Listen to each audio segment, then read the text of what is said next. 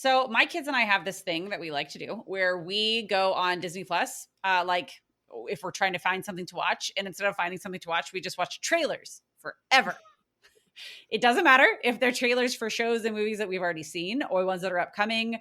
Our favorites are the ones that like really pique our interest, and we will legitimately watch them over and over and over again. And it got me thinking, students look at the way we open lessons and units the same way that my kids and I look at trailers. The gateway activity is basically the trailer for what's to come in the classroom. And if it falls flat, that's the one that we're not going to finish, right? Like we're not going to finish watching that trailer. I have already lost most of our students before we even start. Which is why we care so much about it. And so one of our very favorite strategies that we want to share with you right now is a gateway activity using picture books. Picture books are the perfect little intro to big concepts and themes. They're engaging in a way that's unexpected. Here's a fun fact. We have a whole lesson ready made for you and absolutely free to download that uses the book Cloudy with a Chance of Meatballs. And we use it to introduce the genre of dystopia and all of the big ideas within it. So if you've ever been in the market for tricking and deceiving your students with something that's really engaging and fun, this is the lesson for you. Every single time we use Cloudy with a Chance of Meatballs in the classroom, students are walking away intrigued. They're talking to each other. They're talking out the door about what happened in class. I mean, dreams really do come true. And they're thinking about what's coming the next day. All of these signs of a very successful gateway lesson. And did we mention that the whole lesson is free? You can go and download it right now and come back to it whenever you are ready. Head to the show notes for this episode or go to shop.bravenewteaching.com/cloudy to download this lesson today. We can't wait to see how it works in your classroom. This episode is brought to you by Curriculum Rehab by us, the team here at Brave New Teaching. It is the first and only teacher PD of its kind, a course to help teachers like you by guiding you through creating your own personal framework for curriculum. You make it work for you, your students, and your unique situation because nobody else knows what the kiddos in your classroom need the way that you do. Curriculum Rehab takes all of the resources available to you, all of the lessons, the assessments, the activities, all of the texts, everything that could possibly be there for you, and it helps you organize what you actually need in order to attain your teaching objectives. These are the strategies that Amanda and myself have used in our own classrooms, have developed over very long years of teaching and figuring things out, combined together to create this framework and these strategies that we can guide you through. This course will give you the tools you need for a complete curriculum overhaul or to start from scratch. Wherever you are on that continuum, it does it all for you and with you on your timeline. So start today, do a little bit more in a couple of months, and then pick it up next summer. It's Teacher PD the way it should be on your own time. Head to curriculumrehab.com/course for more information, or just head to the show notes for this episode. We cannot wait to see you there. It's finally time to take control of what goes on in your own classroom and create the curriculum of your dreams. All right, let's get back into the show. Well, hello, brave new teachers. Are you having fun at camp this year? I certainly hope you are. Welcome to another episode of Brave New Teaching, which we are calling Camp BNT. You are in the midst of a series of interviews that we are doing with authors. And as English teachers, getting the chance to kind of peel back the curtain per se and get to know some authors that we've been reading for a long time and some authors that are new to us has just been incredibly delightful. So let's set up what we're talking about today and who we're talking to today. Author Huda Fahmy. We have been trying to talk to Huda for a long time, and I'm glad that we finally made it work because she is on book number, gosh, I don't know how many total, but we're on book 3 of an incredible graphic novel series, Huda F Cares. And this is just so exciting to see an author who you're going to hear more about how she got started and more about her journey, but just to watch her grow and thrive and just reach so many people makes us so, so happy. We are not strangers to chatting about graphic novels and the power that they have in the classroom. And so having another arsenal of not just one, but a series of graphic novels that are funny and beautifully written, wonderfully illustrated, you are going to love adding Huda's books to your collection and hearing from her for real life. I am so proud of just the work that she is doing and like how much bravery she's shown to just show up every day and learn from the ground up. She's going to talk to you a little bit about like how she became a graphic artist, and it's going to surprise you how this came to be in her life. And so I want to give you a little background on her, and then I'm going to get you straight into this episode. But before we do that, please make sure that you head to bravenewteaching.com/camp. bravenewteaching.com/camp. That's where you're going to download everything you need for Camp ENT this summer. We have a workbook for you that you can fill out and potentially submit for some PD credit. We have reading coloring pages. We have all kinds of super cool things that you are going to want to have.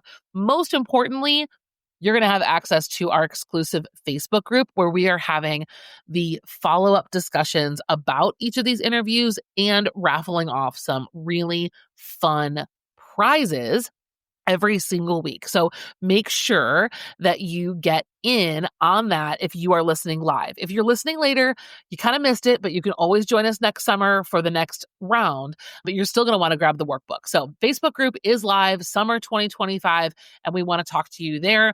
And hopefully, fingers crossed, it's a little early when we're recording this, but we're planning to try to get these authors back and join us live in the Facebook group. So you don't want to miss it if we were able to snag that. So let me tell you a little bit about Huda. Huda grew up in Dearborn, Michigan, and she has loved comics since she was a kid. She attended University of Michigan. She was an English major, and she was a teacher. We have another former teacher on the podcast turned author. We have a lot of those this season, which is so, so exciting. So she was teaching for 8 years before she started writing about her experiences as a visibly Muslim woman in America. And she was really encouraged by her older sister to turn these stories into comics. She was a finalist for the National Book Award for her graphic novel, Huda F Cares, which is the first one in the series. And currently, Huda and her family are in Houston, Texas. We, like I said, are joining her well into her journey, books down the line, and we can't wait for you to meet her and then go enjoy her books. Get them on your classroom library, get them in your choice novel units, get them in your classroom. Without further ado, let's cue the music. You're listening to Brave New Teaching, and we are so much more than a podcast. We give teachers the inspiration, support, and tools to challenge the status quo. I'm Amanda, and I'm a former English teacher from Illinois. And I'm Marie, and I'm a high school teacher from Southern California. Join us after the show and happy hour to extend your VNT experience with instant access to our resources, workshops, and courses. Visit shop.bravenewteaching.com/happy hour to join us today. We're so glad you're here. Enjoy the show. All right, Brave New Teachers, welcome to the show. We are so excited to sit down today with Huda Fahmy. She's here today, and we are just thrilled to hear about all of your work, your books, and talk to teachers. Huda, how are you today? Hi, I am as good as can be, all things considered. It's a short question in this time and climate, but I'm really grateful to be here. And I was a teacher. I love talking to teachers, so I'm really grateful that I get to be on this podcast. Thank you for having me. Amazing. And for those of you who haven't already noticed, our good friend Megan is also here today. Megan, who's usually answering your emails. Megan, hello. Hello. I'm so excited also to be here with you, lovely ladies, and all of our listeners. Yeah, Marie had drama at drama class, so we are going to let her handle some Legally Blonde choreography while we talk about books, and I'm pretty excited. And Huda, I'm going to just start by handing the mic, completely over to you. We introduced you a little bit in the intro, but let's let our listeners hear directly from the source. Tell us a little bit about you. What's your intro? Like, how do you introduce yourself to people? You know, every time I get asked this question, it's like I go completely blank. Like I'm like, Here. I know who I am. I promise. totally forget. And I was like, I should write this stuff down. But no, the way I like to, I guess, generally introduce myself is, my name is Huda Fahmy. I am an author and an illustrator.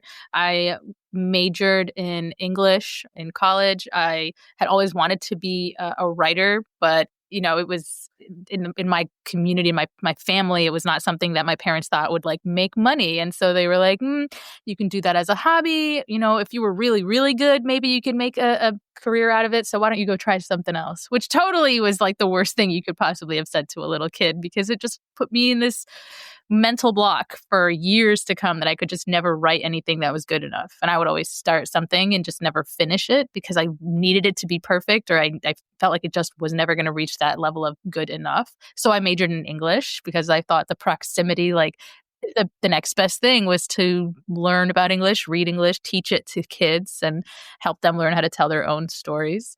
And it was about 2016, 2017 when I had my first son that I decided to take a break from teaching. And at the same time, there was this open call for Muslim authors. This was like in response to the Muslim ban that was going on at the time. And so I started writing these short stories, little essays that were like snippets of my life, and to kind of give people that glimpse into what it's like to, be a Muslim American who wears the hijab. And my older sister kind of encouraged me to turn them into comics. She really, it was just like a really random suggestion. She's just like, I have this event and I would love for me to have I would love to give them a graphic, and this story that you had was so funny. Can you turn it into a graphic for me, like a comic and a stick figure? It could be a stick figure. I don't care. And I want to pass it out. And it was like, I should do that for all of these stories. And even though I didn't know how to draw, and I really, stick figures was like the height of my skill at the time, it was still really nice to have this like goal, this challenge that I wanted to achieve, and in this medium of like, can I tell this story in this new medium in a way that, and in a way it was really a lot easier than writing because I had a limit. I had to limit it to like 4 panels to get this graphic out. And so I had to find a way to be precise in what I was trying to say, but also make the point that I was trying to make. So it was a nice challenge for myself as a writer. And so that was kind of it. It started from there, and I started posting them as comics online, and it just grew so quickly. And my agent queried me, and that was such a cool feeling. And wow. Yeah, like I had queried a bunch of agents at the beginning, and they were all like, no, we don't know who you are. Nobody really wants a memoir. I was trying to sell pitch a memoir, which I didn't realize at the time, but like memoirs don't really sell unless you're like a celebrity. Interesting. And so, yeah, and even they don't really sell that well. So I was just like, I had no idea. And so she's like, no, let's sell your book of comics. This was my agent. So yeah, it just kind of went from there. And I've been writing, didn't look back. And every time, and now the school that I taught at is the school my kids go to. And every time I go there, some of the teachers that knew me are like, are you going to come back? I'm like, no. Sorry. Probably not. But it feels nice to know I'm welcome if I ever did want to go back. But it was funny. Oh my gosh. Okay. So then that between being told no and then this kind of open call, were those the 2 big seeds that led to you becoming an author? Or was there something else always kind of like pushing you to pursue authorship? Or, where did that drive come from? I'll tell you, I was 5 years old when I knew I wanted to tell stories. I was 5, and I told my mom and dad, I want to tell stories. I want to be an author. I want to write. And they were, it was crushing to hear, you're not good enough. And at 5 years old, and that's like horrible. But that feeling of, I would then choose like oral stories. Like I would just tell my stories that way. And I loved making people laugh. And it was coupled with that need to educate, which is why I also went into education, because I wanted to tell my stories in a way that people would learn and laugh at the same time. It just always, it kind of was just everything that I did was always in that, just followed that kind of path. So yeah, it didn't ever really go away. But so when I never knew how, like even when I taught English and my kids would ask me how I want to be an author, what steps should I follow? I didn't know what it was. It felt like it was something out of reach. Like it was just that mysterious world of publishing. And I had no idea how I was supposed to, enter that world. So when that open call happened, I thought, oh, maybe this is it. Maybe this is that way for me to get into it. And of course, like, there's like, you can query 100 times and get all these rejections every single time. And sometimes there's no response, and sometimes there's a helpful response, like here's what you could do to make it better, which those are the best. And then there's the responses that are just like no. And And so it was an eye opener for sure, but it made me feel like, we now live in this age of technology where I might not need to publish traditionally. So I thought, what, I'm going to just start posting and see if that's something that I can do consistently. Cause that was something else my husband was like, is this something you can stay with consistently, or is this just something you want to get out of your system?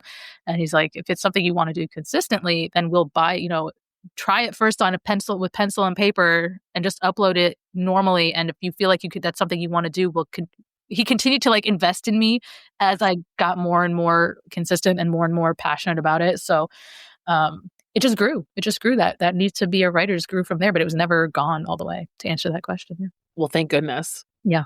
I'm so happy. If I could go back in time, I have published 5 books in the last 7 years, and I am. That's amazing. Wild. It is wild, and I'm just I disassociate. I feel like it's like out of body. I'm watching it from it's not really happening to me because it feels so. I'm having so much fun, and it feels it feels illegal to have so much fun at this thing that you're doing. That is this thing that you've always wanted to do, and surreal. Well, I know that Megan has already given copies of your books to some of her students. And I think for those listeners who are just kind of meeting you for the first time, can you give us a little intro into your series, the Huda F series? What is the story about? What are we following? And what are some of the things that teachers would look forward to when they get their hands on a copy?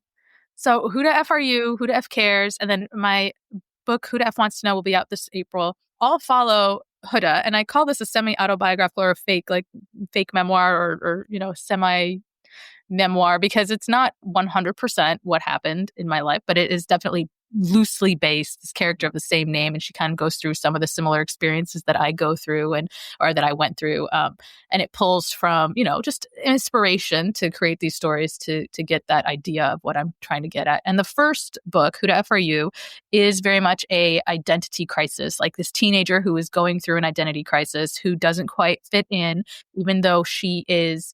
Yes, she's a Muslim, and yes, she wears the hijab, but that is not the reason she doesn't fit in. She is now attending a school where she's not the only Muslim or the only hijabi, and she realizes that she had been using this as almost like a safety blanket to make people see well, this is why I don't fit in. It's because I wear hijab. And now she can no longer hide behind that, and she now feels like she's face to face with really not knowing who she is or where she belongs. And even though it's a really personal story, it's such a universal theme that I feel like it can apply to appeal to so many kids who are experiencing that.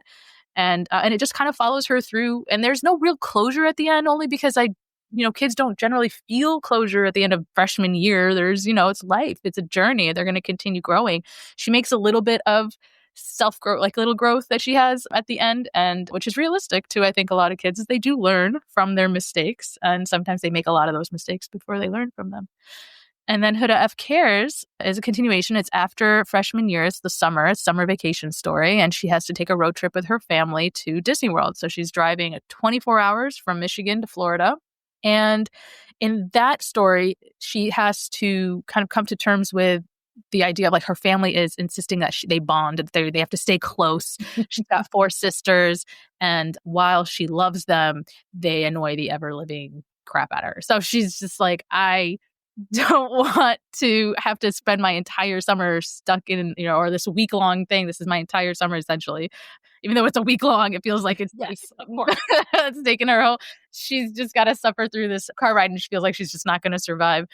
And then they make it to Florida. And the whole thing is it's the idea of family connection coupled with being able to be proud of the faith that you follow, and that you're not just, she wants to do it kind of in secret. It's a very private thing for her to worship and to pray. And her parents are very much no, you have every right to do it out in public. And so she's trying to find a balance there where she doesn't want to make it feel just because I want to do it in private, I'm ashamed of being Muslim.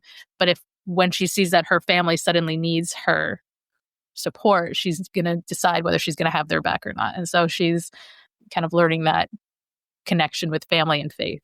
And then Huda F wants to know. Yeah. I feel like I'm just tangent. Keeps going.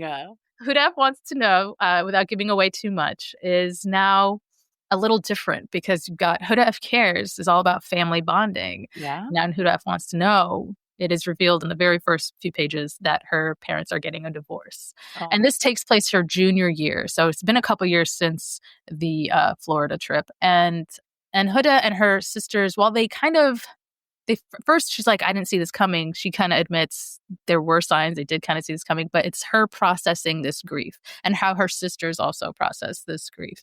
And it's really written from the point of view as if almost like she's experiencing a loss of a family unit. And so she goes through those stages of grief as she's trying to figure out how she's expected to process.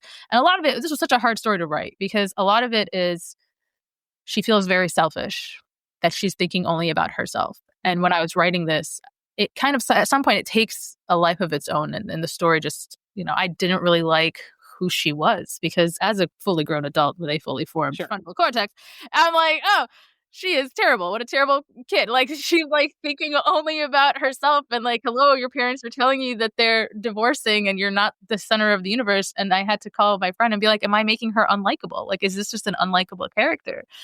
And she's like, this is a perfectly normal way for a kid to react to news that she's afraid, she's uncertain, she's not sure. There's all of these fears that are coming to light, and it is absolutely normal for her to hold space for her parents, but to also, she's experiencing like what's going to happen to me in my future. So it kind of validated the story, and that there was probably, if I felt this too, or if I had my character was feeling this too, then a lot of other kids were probably feeling it as well.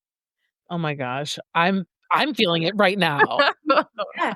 It's exhausting. I'll see with the students that I've given your book to with Huda F cares is, they get that culture that they, my students in my rural Washington little town, I think we have one Arab student in our whole district. And so having that exposure to that culture, but they so resonate with that whole identity crisis. And so many of our students have parents that do go through divorce, and knowing that they can be that selfish, human and acknowledge those selfish feelings that you have to process through because you have to process that grief in addition to, what your parents are going through. So that's so powerful. I'm really excited to read it. Because it's coupled with that guilt that you even have, like, how dare I even feel this way when my parents are going through so much? And then, but when you don't hold space for what you're feeling, then you could spiral completely out of control. You start, and we see this in Huda's character. She starts to isolate herself. She starts to lose her friends. She starts not to care about the things that she used to care about. And there's just so many complicated emotions that she's going through. And it's something, it's to see her go through that and to see that she's her sisters and the way they're also experiencing it makes her feel less alone almost. So I'm excited to see, but at the same time, I was scared to write it because Huda F cares is really funny. And then Huda F wants to know is heavier. It's like a more serious story. Of course, there's still humor and charm, but it's a lot, the tone is a lot different. But she's older, right? I mean, I think that tracks too. Yes. I think it tracks. And, I think that this, like you said earlier, sometimes I feel like every creative writing professor I ever had, and every time I ever got to teach creative writing, I was always giving that same advice of the more specific you are, the more you might feel like you are so niche, you're so narrowed down, but the closer you are to that, truthfully, the more universal you are at the exact same time. It blows my brain every time I like see it happen. And like, I try to convince kids in their own writing too. And they're like, but this is so specific. And I'm like, keep going, because all of a sudden your specific everything becomes something universal to somebody else. And it's just incredible how that happens. I'm excited. When does the third book come out? April 1st. Yes. Okay. All right. So we are recording this before the release, but by the time this is live, it'll be ready. It'll be in people's hands. Oh, so that's exciting. Yay. Amazing. Okay. So Huda, let me tell you a little bit about some things we do at our podcast here. So one of the things that we teach our teachers is actually about, this might come as a surprise as an author, but we actually are working on helping our teachers not teach books, but teach questions and teach students how to think about the world in kind of these like big, broad strokes and have a vision that's really big. And then we use books, right, as the vehicle to illuminate, right, like different variations on that question. So books are really a tool. So my question for you are like, what do you think are some questions, like universal questions that Huda and her story kind of answer? And I know we kind of already have talked about, right? We've kind of like big themes, but do you think that there are questions about life that Huda's story will help kids answer? I mean, for if you want an example, we've asked questions like, how does sharing my story help me understand my true voice? Yeah. Why do relationships matter? Which is more powerful, fear or hope?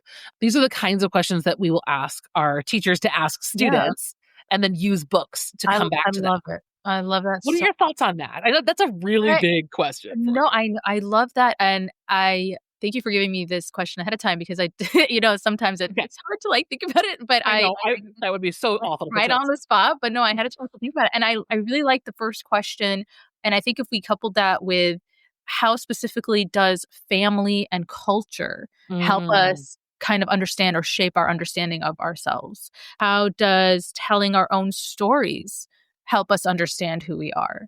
Because I use a lot of humor, I would probably want to ask, how is humor used as a tool for self-expression? Like, how can we use yes. humor in that way?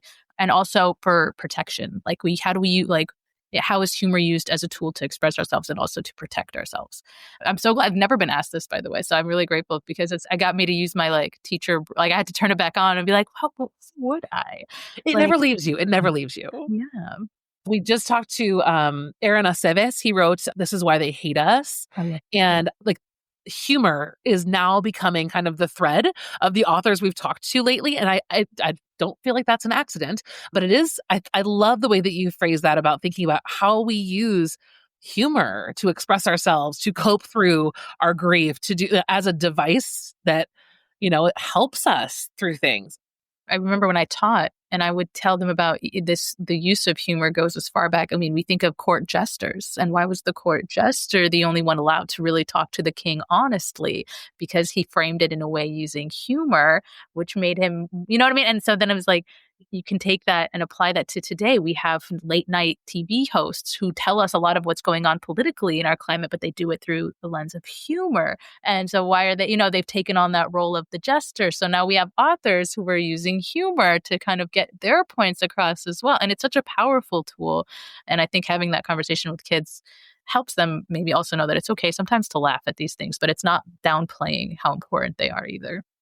No, I think you're right. I think sometimes humor can get written off as kind of like a baser or a less important Yeah. voice to elevate, right? Like we look at the canon. There is nothing hilarious about Great Expectations or even Jane. I mean, I think we could write something hilarious about Dickens, but like Dickens is not known for being hilarious. Neither is I think about Oh, you were talking about unlikable characters, but I mean, Dickens he did put these like examples like where they were, I don't know if you remember, he had a character named Master Bates, where if you know, so like little nuggets. there's little nuggets of humor, but really he's trying to like sneak them in there, which it's having name on Huda F are you? I mean, like me trying to sneak in, not so sneakily, but like it's they're there, but it's a matter of also like the audience reading it and the listener and the reader themselves are also a part of the story. What are they going to react to what they're reading? So, which is so wonderful because that's where we want the kids to start making those connections. And when things are funny, it lowers that affect of being intimidated. Yeah. And so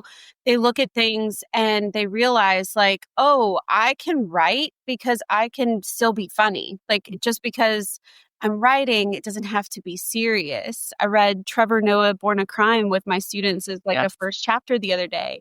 And they were like, wait, we can write about bathroom issues? And I was like, it's pretty funny.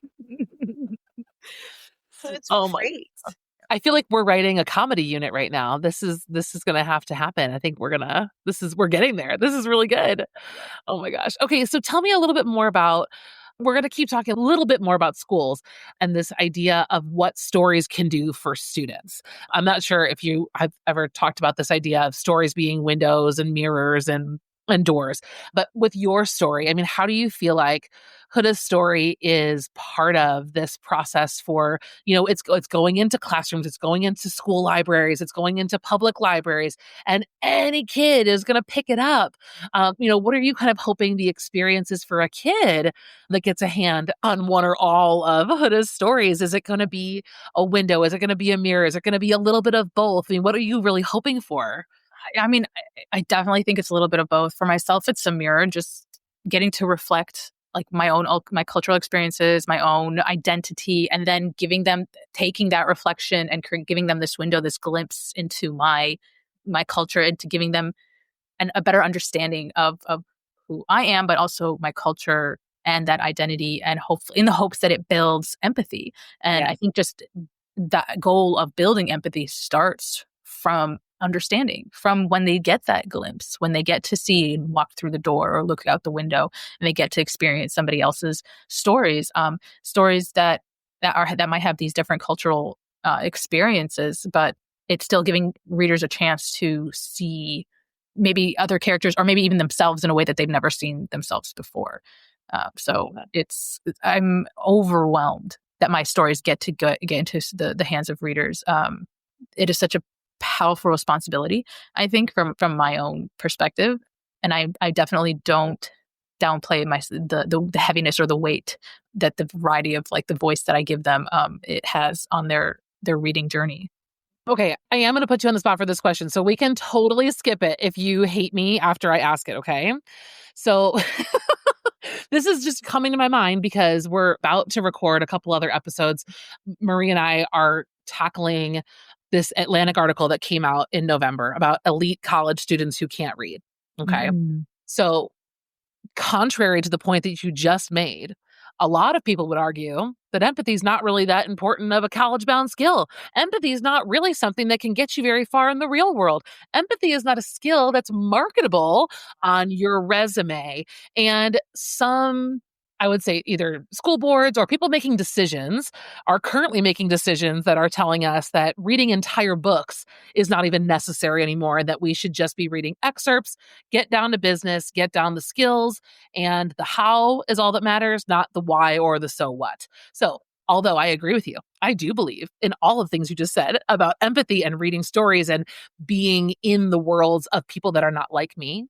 What do we say to I couldn't guess a percentage, but there's a pretty large percentage of people who think that this is this is a wash. Like, who cares about empathy? We don't need that to build corporations. We don't need that for all these other kinds of workplace skills.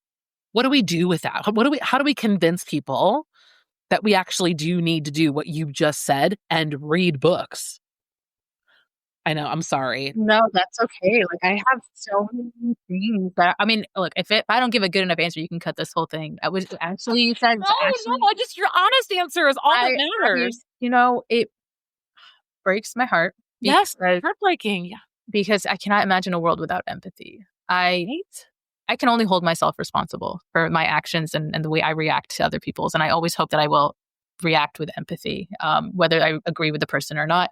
It does not a sign of weakness. It is, I feel, something that makes us stronger. I think in this increasingly global world with so much technology and so much access to information and to people, just communities where we are growing, and to not have empathy would lead to such horror, hopelessness, heartbreak. Like, how do you live your life without empathy? So I also think of my husband, who says the only people that make it to CEOs are heartless. He said, you have to be heartless to have that, because the way you treat to climb to the top, you've got to be ruthless. You've got to be a dick, basically, forgive my language. But he's just like, that's who you have to be. And he's worked in corporate for years. And I keep asking, like, well, why don't you want to go up and hire and get promoted? Because he refused. Eventually he's left and he's started his own business, but he's just like, I don't have what it takes. And I was like, what does it take? And he would explain that. And it's a harsh reality that in order for you to succeed to that level, you've got to be heartless and ruthless. It's heartbreaking to me that if we just had people who ran corporations and companies with empathy, how much happier and successful would our communities be? Right. I don't know what I could add to that except my feelings. Like, I'm sure there's data. I don't know what, I'm sure there has to be. I don't know. I hate that. I hate that. You're writing the stories, right? This is part of the solution. You're part of the solution, right? I was telling Marie the other day.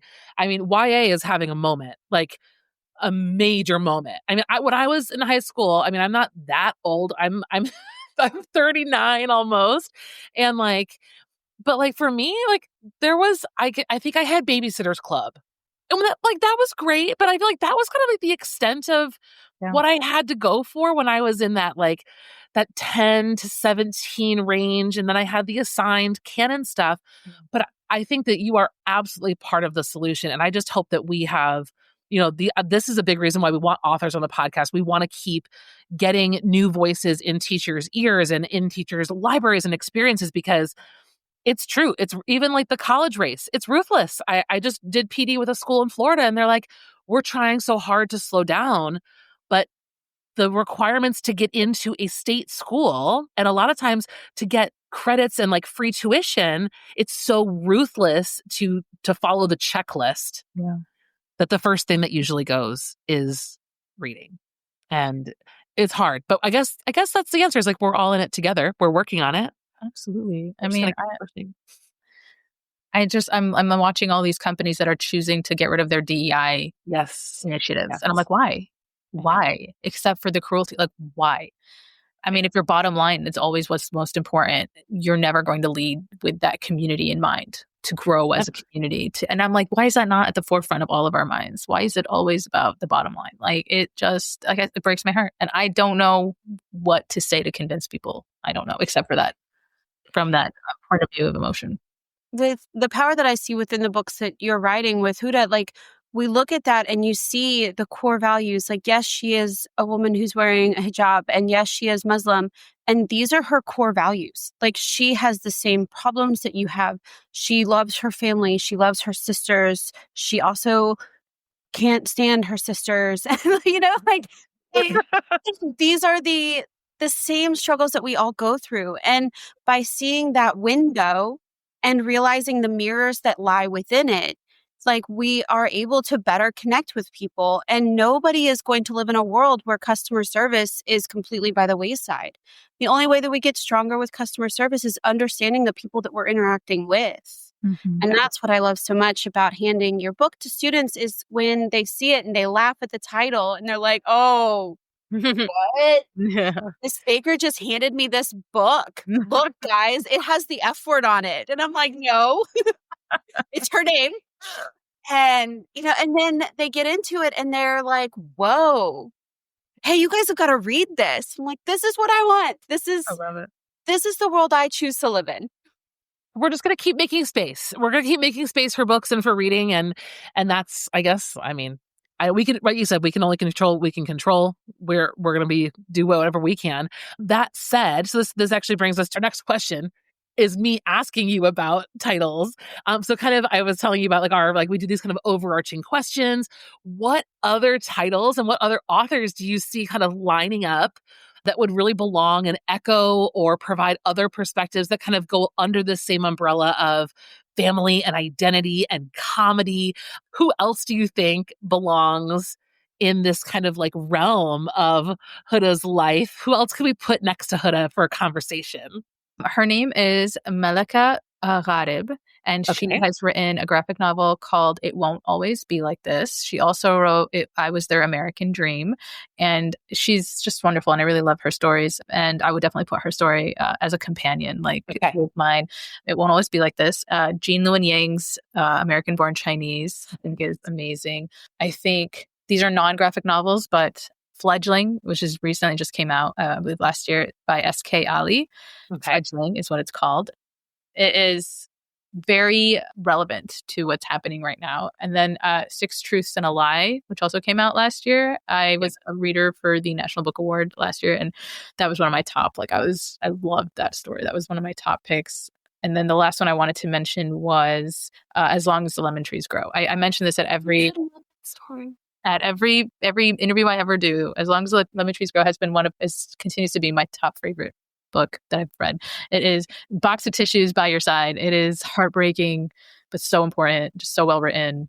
Oh, I love it. I love it. I had a dinner. I was hosting a dinner and the guests were already there. And I was like I could not, I was like in my room, I could not. It's like 3 chapters. It's like, honey, you're going to have to just take care of them for a little bit. And I'm trying to finish with like sobbing, but I could not put it down. It was so good, but very moving, very a shift in personal. It was just really good. But those are my books that I had. You are in good company. I also have ignored family and company to finish a book that I can remember it was like, oh my gosh, probably 10 years ago. But I remember finishing The Book Thief on Christmas night. And like we had a bunch of people over for a family event. And I'm like, Rudy! It was like disgusting mess. And I didn't talk to anyone the whole dinner. I was just like, your brain is still living. Rudy. Yeah. A mess. But yeah, I mean, we're readers. I mean, what do you expect? I mean, I go to my kids' birthday parties with my Kindle. So at this point, I just am teaching the other parents like what to expect. That's what I'm there, which is I'm not participating. There's something that needs to get. Yeah, she's got her Kindle again. Were the kids in the back of the class like, here? Yeah, it's like you're back down to our book we go. Yeah. That was me. I was always hiding a book in my desk, and I thought I was sneaky, but everyone knew. Oh, that wasn't very sneaky. Okay, so we're kind of wrapping up here. We could talk to you forever. Oh, this is awesome. Are you in Michigan, or is just your character in Michigan?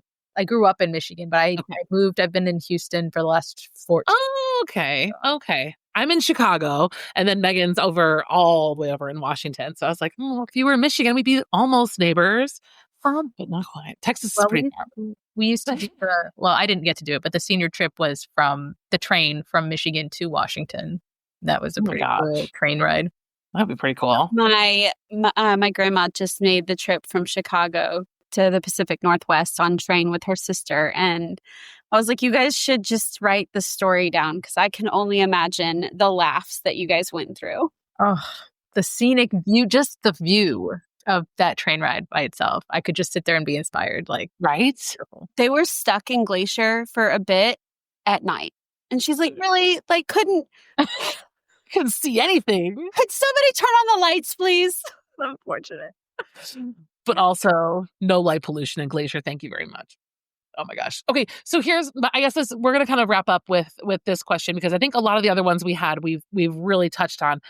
But I really want to know about, especially given your experience when you were young, for teachers who are working with kids who want to be writers, right? The future writers of, this next generation. What is some advice you would give to teachers of writers? What would be some things that you would say to them, or even directly to students? Sometimes we have teachers play these episodes for their kids, but what would you say to the future writers of the world? What do they need to know?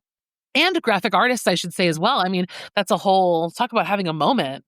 I mean, anytime I'm asked this question, and it's such a good question, I always go back to that theme of perfection, that I had this block in my mind that I had to be perfect in order to write something. I've had to really break that entire perception. Like, you do not have to be perfect to write. Authors go through multiple edits. I'm so grateful for my editors. And I think creating like a judgment-free writing zone for kids and telling them that, authors go through hundreds of edits, and you do not just get your ideas down, and you can use multiple mediums. Like, if you want to do illustrations, if you want to do poetry, if you want to do novels in verse, like, read widely, read diversely, and try, and just get your ideas down in whatever format you want. It does not have to be perfect. You can use multiple mediums if you want while you're writing to tell your story. And it's just that idea that I had to be absolutely perfect that broke me. So I think for kids to know that I was not a trained artist. I literally could show you my first stick figure thing that I shared and posted. And the more you do it, the better you'll get. And for students, the hardest thing is feeling like you are going to be judged. It's really hard to be vulnerable with things that you create. Because I feel like you invest so much of, like, you put yourself and a little bit of your soul into this thing that you've written. To have it come back with like red marks or edits or something, it can sometimes really hurt. So trying for students themselves to take a breath and know that this is a path to get better, and are okay if it comes back and you need to make changes. That's okay. And it's something that you're just going to have to, I guess, not fear bad writing. It will come with time. It's part of the process. I think that's such good advice. And I think moving forward, right, whether you're teaching writers or not, I think this is the same thing we've talked about recently. And I mean, we've always talked about this, but that's the same kind of environment that we want to have for kids trying to have academic discussions and talk about hard subjects, right? This kind of environment where vulnerability is welcome, is normalized. And I think kids feel the same way about just speaking, much less writing, and having big ideas. I think that kids definitely get in their own way with perfectionism and trying to just say it perfectly the first time rather than mess up a little bit and then figure it out as you go. So I love that advice. Do you give that same advice to your own kids? Are they writing? Anytime he says, I want to write a story, I'm like, let's do it. And I'll get it out. And I would love it. And I'm refraining from edits right now just because I don't want to give him that fear or anything. So he's only 8. So I'm just write it again, write more, tell me more, go write another story. Can you tell, and I'm so grateful. He's an avid reader. He loves to read. So he's just anything and everything. I will not be censoring for now. You're still, that's fine. You can read as many Dogman that you want. If anything, it'll foster conversation and we will have a talk. And that's just it. And I think exploring just other mediums, just being able to let him read in every way, in any format. And I'm hoping that it is. I mean, I don't think it really could end badly. It's encouraging our kids to read. How is that never end badly? It cannot end badly. Well, unfortunately, this time has to end, but I can't wait to talk to you when we get closer to your next projects and other things that are going on. Huda, it's been lovely talking with you. Can you share with our teachers the best way that they can, like if they wanted to have you do like a Zoom call, or if they wanted you to chat with them, or they wanted to email you questions, where and how would you like them to get a hold of you? Please check out my website, hudafahmy.com. And there are different tabs on there for author visits, for contacting me for anything. There's also free downloadables. I have free educator guides for Huda FRU and Huda F Cares on my website, and hopefully one coming up for Huda F Wants to Know. Please make use of it. Yay. Awesome. Well, thank you so much and have a wonderful rest of your day, Megan. Thank you for being here with us too. It was great. It was so wonderful chatting with you. Bye, everyone. Thanks again for listening to Brave New Teaching. We'd love to keep the conversation going over on Instagram. And while you're there, check out the links in our bio for the most up-to-date events going on in Happy Hour and the Brave New Teaching community. Thanks for being here and have a great week at school.